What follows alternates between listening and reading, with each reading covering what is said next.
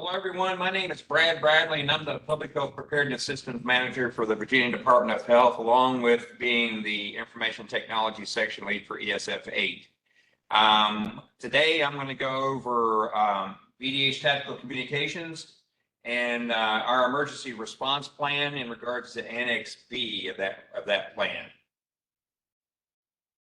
And if you could hold your questions to the end, I can't check chat while I'm presenting, so I will look at your chats or, take any live questions at the end of the presentation.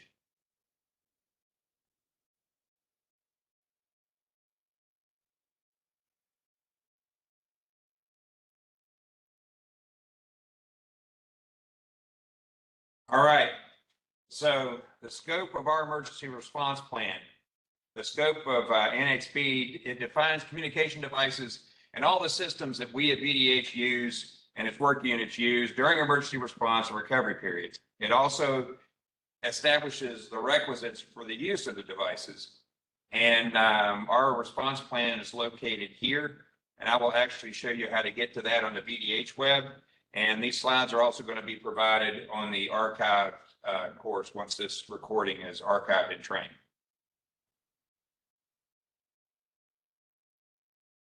Now, the Annex B is the technical communication side of Annex B is actually broken down into emergency communication scenarios. So the first scenario is the primary scenario, and that means all normal means of communications are available. Like email, phone, stuff like that. The secondary scenario means that some normal means of communication are not available. Your network's down, so you can't use email, or the cell network's down and you can't use your cell phone. But other forms of normal communication are there. The tertiary scenario it means that all normal means of communication are not available for use, so we have to rely on things like radio or satellite communications at that point. And then the last scenario is all loss. That means all means of electronic communication are not available for use. And the work unit should have a plan for this scenario, as the central office may be unreachable. We might not be able to reach us for any kind of guidance. And you should kind of exercise this kind of plan periodically to make sure that you can handle if you don't have a electronic means of communication to be able to talk to central office or your cohorts in other districts. Now, a lot of you may already be familiar with the incident phases. Regarding tactical communications, phase 1 is mostly about preparedness. That's what we're typically in. Involves training on the scenarios, testing the devices, exercising the scenarios. All that stuff's very important. And that's why we do a lot of this through the Office of Emergency Preparedness. We probably ought to exercise the use of our tactical communications more than we do, but I'm sure that in the future that is going to improve. Phase 2, it means that's our response to an event. The notifications go out. The incident management team is activated. That kind of stuff. Our ESF 8 is activated at the EOC. The ECC is activated. All that stuff happens under response. Then you have phase 3, which is recovery. That's the post-event kind of thing, and we tend to get involved in that more than the initial response. But recovery, that's where the resource requests come in, after action plans, all the requests for assistance, that kind of stuff. All that stuff happens under that phase of the incident. And in phase 4, that's mitigation, where you maintain interoperability post-event. You have internal and external coordination. You also come up with a mitigation plan, so how things that happened that you didn't want to happen won't happen in the future, that kind of stuff. All that stuff happens under phase 4.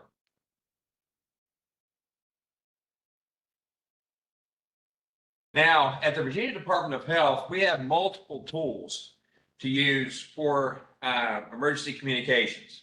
Besides your cell phones, your typical cell phones, and your regular landline phones and your standard email, we also have the Health Alert Network, which is our a system that we have. We call HON, which is on the Everbridge backbone, and that allows us to communicate with partners and certain partners and employees and contractors and volunteers regarding an emergency event. A lot of the districts test this monthly for their folks at the district level.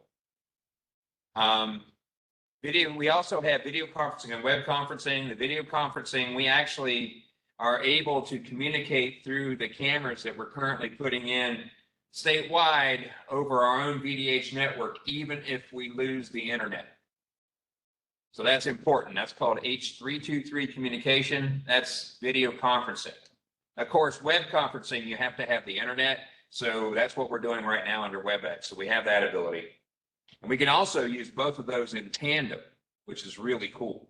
And we do that a lot for the districts because we'll dial their camera in via H323 into an existing WebEx meeting, which we're fully capable of doing. OEP currently has its own license for WebEx, and it can handle 1,000 attendees, and that one allows for that H323 communication.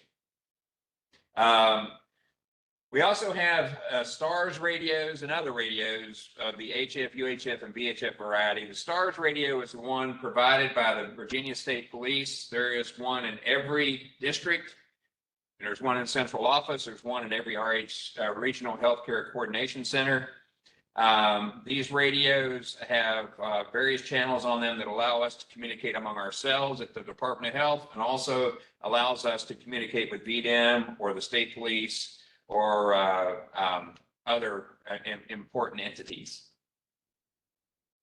We also have a Comlink Rios system, which is a computer system that allows access to the radios that we have via a web interface. And it also acts as a dispatch tool. We can also attach in a phone line into a radio line, just like you see on TV with the police stations and stuff, especially on the Rookie. Anybody you watch the Rookie? But anyway, they do that kind of thing all the time, and we have that capability. We also have various satellite phones that we can use statewide. The satellite phones themselves are the MRSAT. They use the MRSAT network, and they are ISAT-2 phones. And every district has one. Every office has one. And so do the regional healthcare coordination centers that are provided by VDH, that is. They also have their own stuff. But we actually have that capability. The issue with the satellite phone is if you don't have an antenna, an external antenna on the outside of your building, you have to take that phone outside your building and use it then. And that can be problematic in weather-related events. But some, like here in this building, we have one of our satellite phones that's connected to an antenna that's mounted on the top of the building. So that we have that capability. So we can actually use that from our emergency coordination center. We also have access to satellite data. We have mobile satellite data terminals, 4 of them, that we can that are always hot, that have hot SIM cards in them, that we can also provide to folks during an emergency when they lose their data connectivity. We also have 2 static satellite data terminals, one in this building, in the Madison building, and which links to the Emergency Coordination Center. And then also we have one in our alternate site and out in Hanover. Finally, we have the GETS WPS capability. And everybody, I think, is familiar with GETS. That allows priority and preemption on landline telephone calls. But also there's WPS, which allows the same thing over cell phone calls. One or the other may not get you to where you need to go during an emergency because the phone lines will be jammed. Because a lot of times your cell phone services will end up being not only jammed at the tower because of all the people trying to hit a specific tower, but they also could get jammed downstream.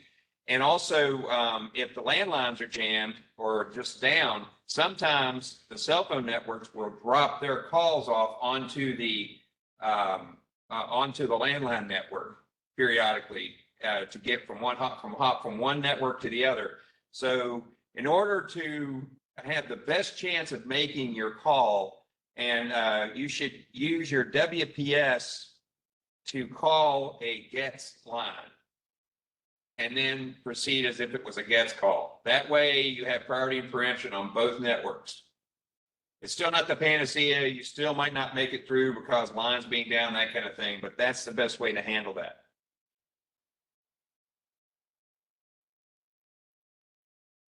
Now, I want to talk a little bit about some of our training and testing requirements. In the emergency response plan, it actually says those who will be using a communications device or system shall be trained to use it before doing so. And this training must be tracked and trained for HR policy 5.05. There's a reason for that. In order for us to have the devices and people be able to use them, we've got to meet VDA security requirements as well. And those requirements say that you have to be trained to use the device before you actually use it. Now, devices and systems listed in NXP must be tested at least monthly. And I'm going to say this again, must be tested at least monthly. Right now, we have GETS cards. Our GETS cards are only probably at best 10% of our GETS cards are tested when they're supposed to be. And also fewer than 10 of our satellite phones get tested, and we have 72 satellite phones out. So that's 10% of our satellite phones get tested monthly, but that's part of the requirement that you test those monthly. That way you're able to use the devices when you need to use them. You know, I'm going to use an example.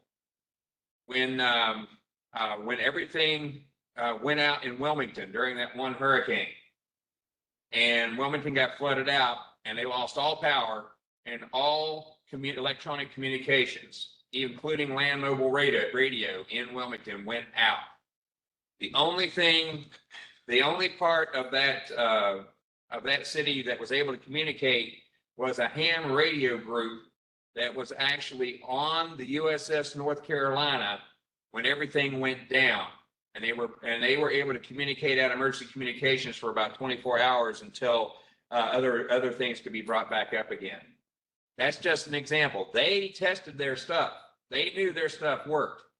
They go on the USS North Carolina every month, and they knew their stuff worked, so they were able to communicate out.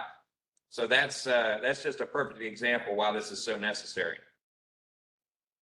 The point of contact for the device or system should be contacted immediately if you run into problems.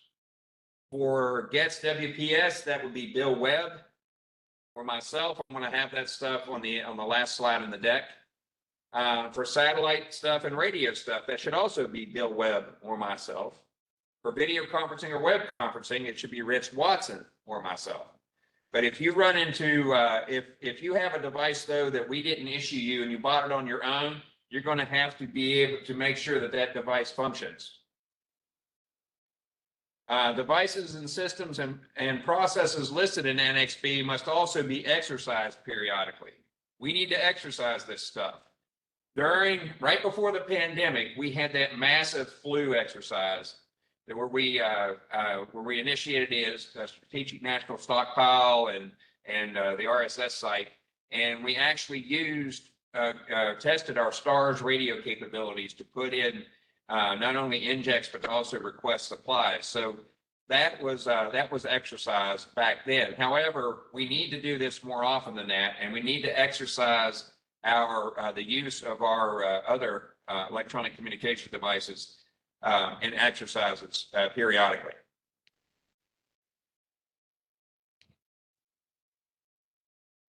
Well, before I go any further, I want to bring up something too under communications tools.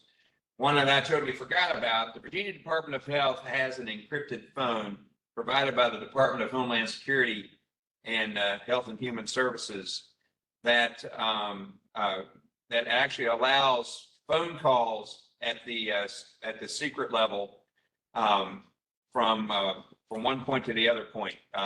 If we have a need to make a secret phone call at the secret security level, we can actually use this encrypted phone, call another encrypted phone, and then do that, connect those two encrypted, and that will be the secret level call.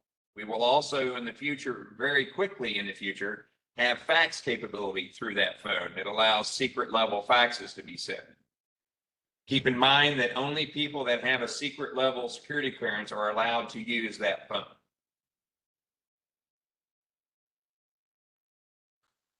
So like I said, for technical support,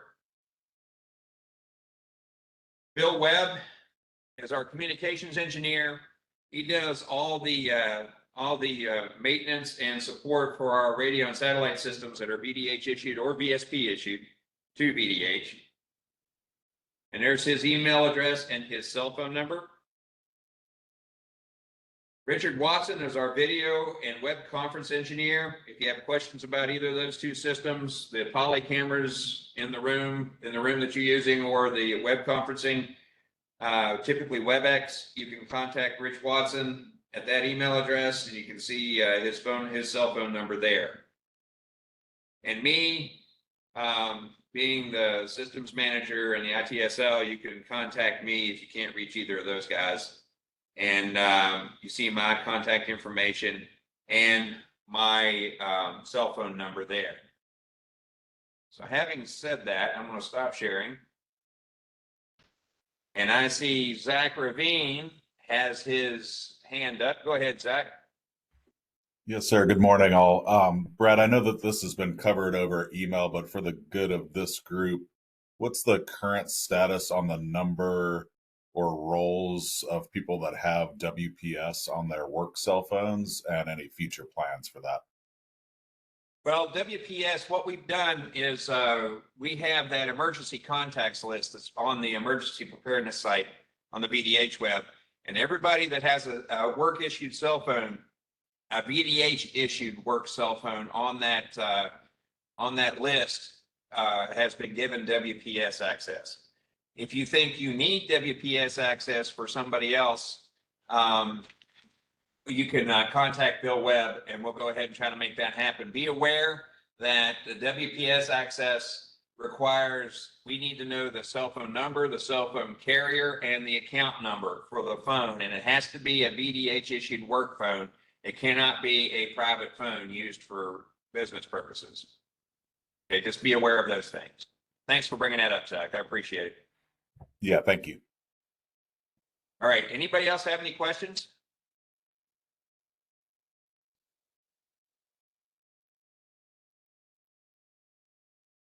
Wow, this is a real Ferris Bueller moment.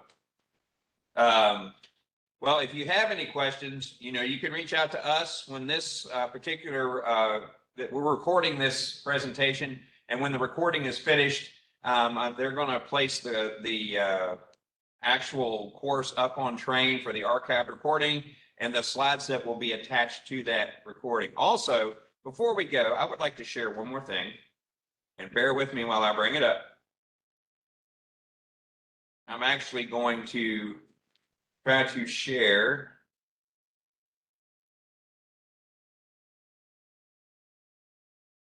where the emergency response plan is located. If you go to the Office of Emergency Preparedness on the VDH web, oops, now that I do not know why that just happened. That figures because I'm on the COB network.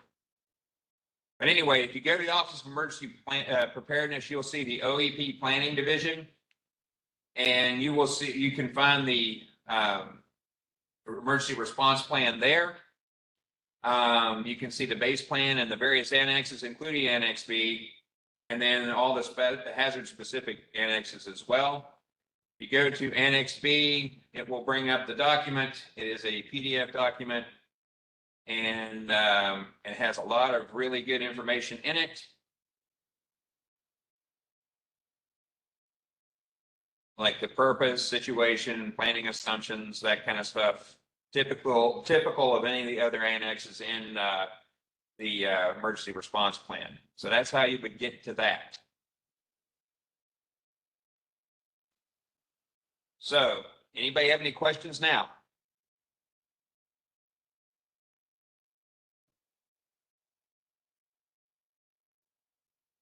All right. Well, if there aren't any questions, this lunch and learn is completed. I appreciate your attendance and look forward to any questions you might come up with in the future. You all take care. Thank you. Thank you. Thanks, Brad.